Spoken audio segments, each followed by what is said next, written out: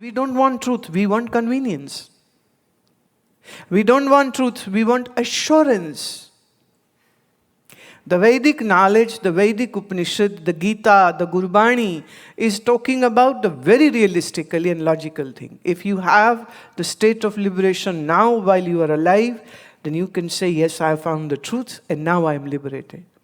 There are no false promises. It's like you go to a doctor and you say, doctor, I have great faith in you.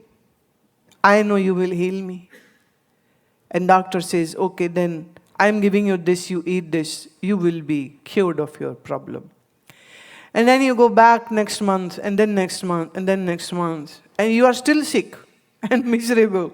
And you say, okay, but I have great faith and love for you, my doctor, I love you. Eh? And doctor says, oh, I love you too, darling. Take the medicine, you will be fine one day. And that one day never comes. Would you like to have a number of this doctor?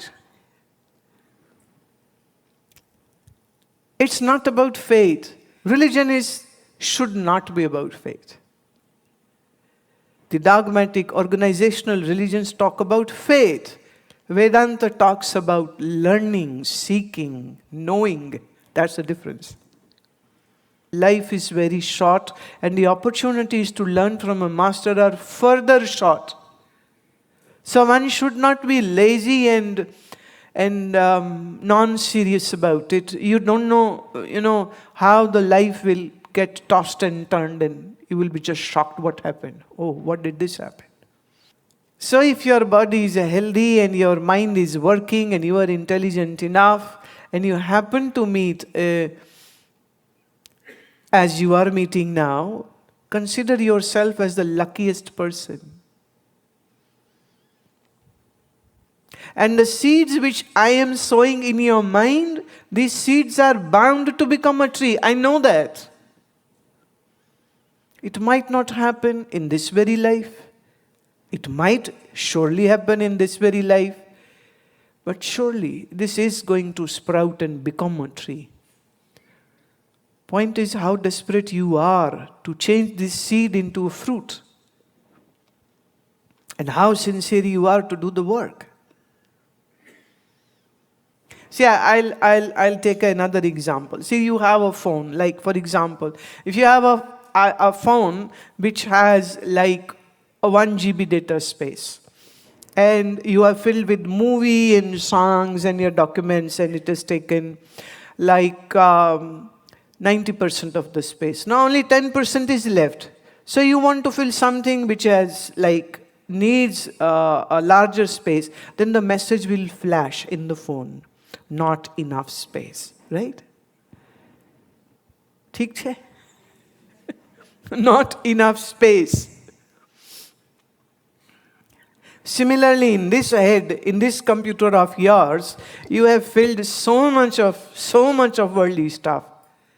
There is no space left for dhyana and meditation and chanting and kirtana and contemplation and sitting alone and doing something about your yoga asanas and etc., etc.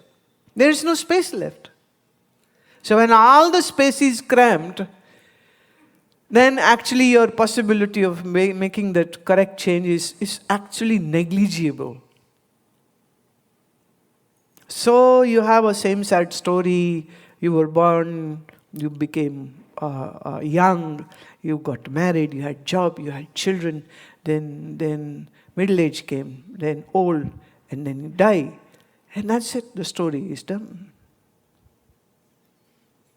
And then repeat. Punarapi jananam, punarapi maranam, punarapi janani jathare shayanam.